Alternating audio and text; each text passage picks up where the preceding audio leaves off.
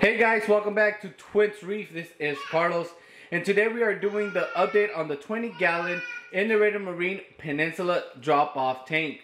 So the last week, guys, just last week, I've been wanting to actually record this tank on how it was.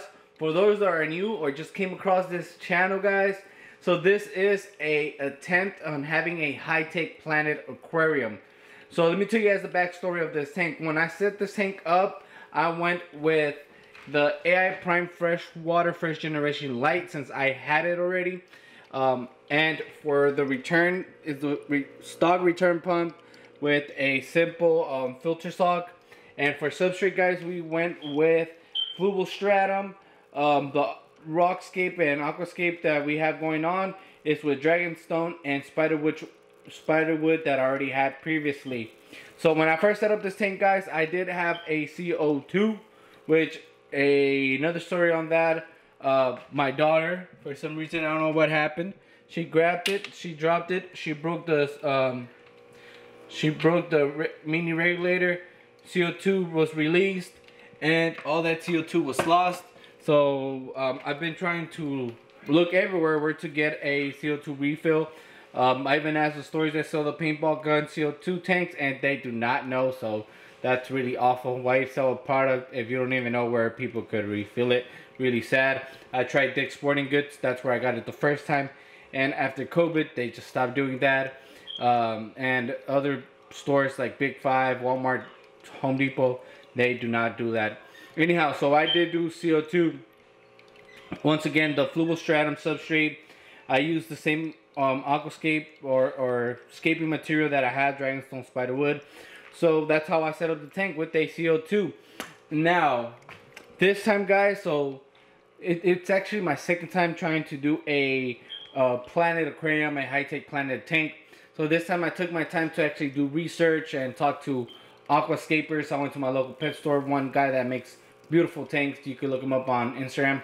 I believe it's Exotic Scapes or Exotic Aquascape, something like that. And I spoke with him. He works at one of my local pet stores. Information of all the things he does, and he told me they do use RODI water so the first time, guys, when I set up my planet tank,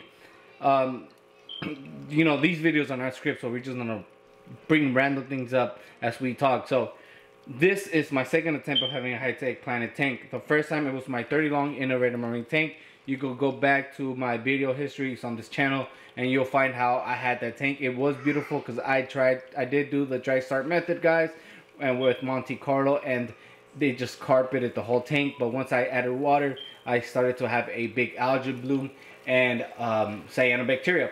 So I came to the conclusion, I was like, it could have been that I was using tap water. Something went on when I was doing the dry start method. A lot of algae and bacteria grew, of course, because it wasn't distilled water. It was tap water with a lot of minerals and chemicals mixed together. So I was like, this time I'm going to use RODI. I couldn't find that much information online, so I decided to go to the local pet store. That's when they told me. So I told them, when you do RODI or RO water, don't you lose a lot of the minerals there? They're like, yes, you do. So he recommended to get this Equilibrium from Seachem. So basically this will restore and maintain all the mineral balance that you lose when you go ahead and do RODI or RO water. So that this will replace all those minerals, micro minerals that you have. So that's what I went with this time. Then for fertilizing, before I was using the Seachem fluoride. This time I went with what the Aquascaper did, and since he has successful tanks, I decided to go with it. And this is an all-in-one plant food made by Ultimate. Let me see the proper name. Let me see the name. Ultimate Nature Systems. So it's probably a Asian brand. Oh no, it's not. It's actually made in the United States. My bad for that. I never heard about it. Anyhow, so I went with this. It's an all-in-one plant food by Ultimate Nature Systems. This was a $20 bottle. Recommended by a person that knows what he's talking about. That's why I bought it. Now I was telling him, hey, when I did my first attempt, I showed him the picture of my tank. Honestly, it's a beautiful tank. I really loved it. I think it's way more beautiful than this one, Better Escape. That was probably because we had the carpet effect, and it's just something I love in Planet Aquariums. So I was like, I be having algae issues, and what could I do with hair algae and all that? He's like, when you face hair algae, you could try Flourish XL from CCAM. This is a CO2 liquid product, but people use this to actually get rid of algae, and it does work, guys. It does work, but it does not work against cyanobacteria, being bacteria and not algae. So now, for those that know the backstory, we set that tank up, guys, and within 3 days of setting that tank, I had a big algae bloom with cyanobacteria, guys. I was just so lazy. I don't know what was going through my head. I just didn't really bother to pay that much attention. I tried to use Flourish XL, but it wasn't working because we already had that cyanobacteria, which it doesn't get rid of that. So basically all that algae and cyano covered all my plants and suffocated them, and they all died. So what I did, they were not dead. So what I did, I was like, you know what? I need to get on top of this tank. I'm not going to lose a lot of money like I did previously. Guys, building a high-tech planet tank does cost money. It's not my first time buying CCAM, flugel stratum, an expensive substrate. Not more, Amazonia is more expensive, but it's still expensive to my liking. And just all the plants. And guys, when I first set up this tank, I had bought a bunch of nanofish. We had bought Scarlet Baddies. We had bought shrimp. We had bought guppies. And everything started dying. I don't know. I don't know. Something went bad. Something went wrong. So I said, I need to get on top of this and pay more attention to my tank. So what I did, I decided, I remember when I had that 30-gallon long, when I had that cyanobacteria issue, I did treat this tank with a saltwater product called ChemiClean. They do sell this product actually for fresh water, but it's more expensive. But after reading some forums, I read that you could actually use this one, which is for red cyanobacteria. The one for fresh water, it's blue or green. I forgot what it's called, cyanobacteria, but it still works for the same. So why sell another product that costs more when this one works as well? So I highly recommend this as well. So what I did, guys, I don't know if you guys remember, in another video, I told you guys that I was going to treat this tank for 3 days. It didn't take 3 days, guys. It took more than a week or two. I wanted to make sure we didn't have no more cyanobacteria, no more algae. And when that time happened, guys, I went back and looked at the plants that I put, and I stored in a cup of water. When I went there, the plants were dead. The cup was smelling. Being no water movement, irritation, and basically no fertilizer, nothing for the plants to benefit from. They died. So that was really sad. Plus, they already had a bunch of hair algae, and I wasn't going to go and remove all that hair algae because pulling it would just rip the plants apart. So I was like, hey, we'll see what happens. Anyhow, so I told my wife, she's like, you should have just gone with the dirty planet tank like I told you from the beginning. I was like, no, I want to try a high planet tank. I know I could do it. So I told her, you know what? I'm going to try it one more time. And if I fail at this, honestly, guys, if I do fail, this is gonna be the last time of me trying to do a high-tech planet tank. So, I for some reason, guys, I do get my information from YouTube and some forums, but I never came across the whole process of a high-tech planet tank setup, like the whole process of days and weeks and months. And luckily enough, like last week, I came across a video which I'm really thankful of, and sorry, but I forgot the name of the creator of that channel. But they were saying how, not telling me personally, but telling us or telling everybody the fact that within the first week to 3 months, it is normal to have big algae blooms. That is because your water column, the whole ecosystem of your tank is balancing out, guys. Also, when you fertilize and you dose this tank, everything is balancing out. So that actually encouraged me. I was like, hey, if it's something I could get rid of 3 months, you know, I could deal with it with 3 months, but we'll see how it goes. So that encouraged me. If he said that was normal to me, so I was like, hey, I'm not the only one this happens to. I guess it happens to everybody when they set up planted tanks. I'm gonna give it another try. So that's what I'm going to do. And I think I came across another one, or the same one, where they do water changes every week or twice a week. So that is something I'm going to start doing too on this tank. I know it just reminded me back when I had this doing water changes every day to every other day, but this one I'm not so sure if I'm gonna do twice a week, but I am going to do it once a week. So guys, last video told you guys I have a outdoor pond slash, what is it, container, I don't know what we want to call it. So I had 3 guppies left. I decided to put them out outdoors since it is summer here in California where I live. It gets really hot. They're doing good. They've been out there for 3 days with the other guppies that I bought. I bought 2 fancy female guppies and my 3 antler boys. I'm guessing 3 are boys because 2 of them are colorful and 1 of them still has no color since it was a baby that's growing.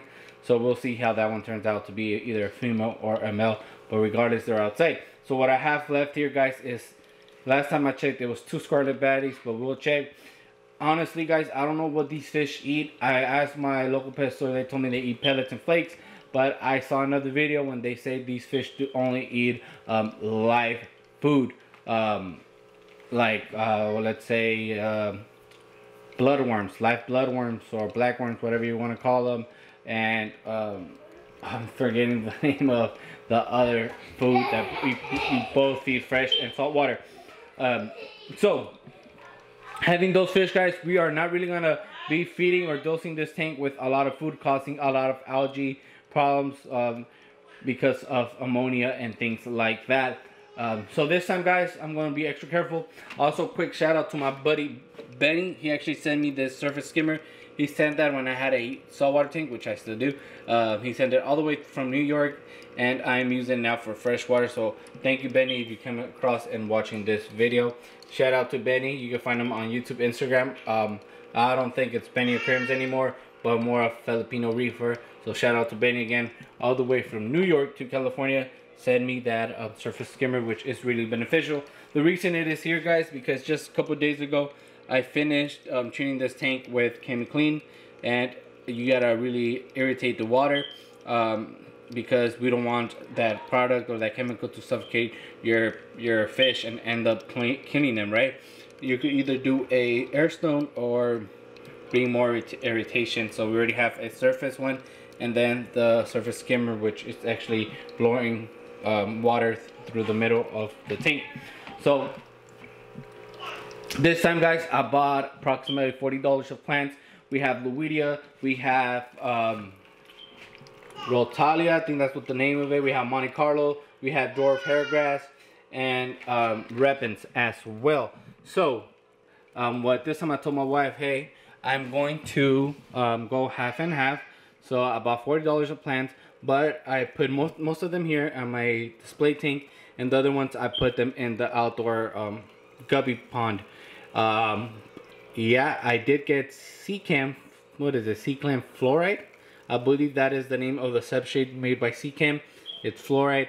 So we put that there at the outdoor pond, and we'll see how it goes. I just have a hang in the back filter with the Seacam fluoride, and I did dose the water with fertilizer, and we'll see how the sun does. How does it treat the plants? So anyhow, let's begin and jump into this tank. There's a lot of things to catch up. Alright, guys, so here we are. I know it's not the most beautiful tank, but it's more beautiful in person. The water's super clear. Like I told you guys, I'm using the Seacam. My bad. I'm using the filter sock. We are using the surface skimmer, and another product that I am using that I forgot to mention earlier is the Pure Green. So this is like carbon and ion resins. So basically it's gonna clean the water, make it look crystal clear, and that's what it's doing. It's doing its job. One thing I did notice, guys, that we have hair algae already growing on the spiderwood, as you guys can see right there. No big deal. Again, told you guys we're going to do water changes and we'll let the algae be, and we're gonna scrape it off with our hands or with the toothbrush, whatever we could get our hands off. But we're going to make sure this tank is actual success. So before, I was thinking of putting actually plants in the background, the bigger plants. That way everything could be bushy and cover everything in the back except the return nozzle there. But not having a lot of substrate here in the back, look, you guys can see there's a little Scarlet Baddie right there. So there you go.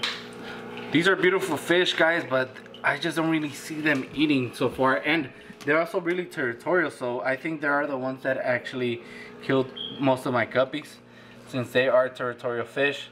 I have another one in the back, but the camera doesn't want to focus back there, but he is behind those plants. There's a Scarlet Baddie.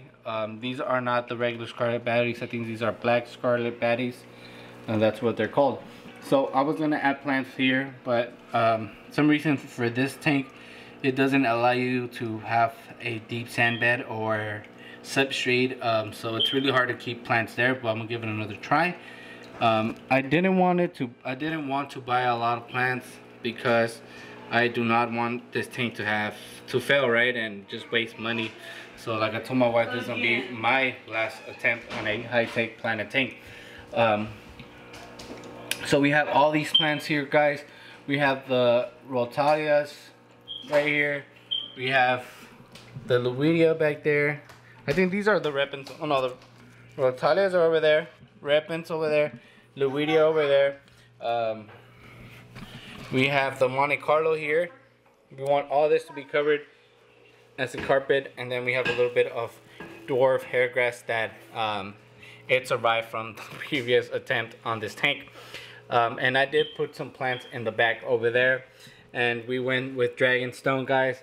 I didn't even know, honestly, I think I overdid it with the rocks, because these rocks are just way too much for a small tank.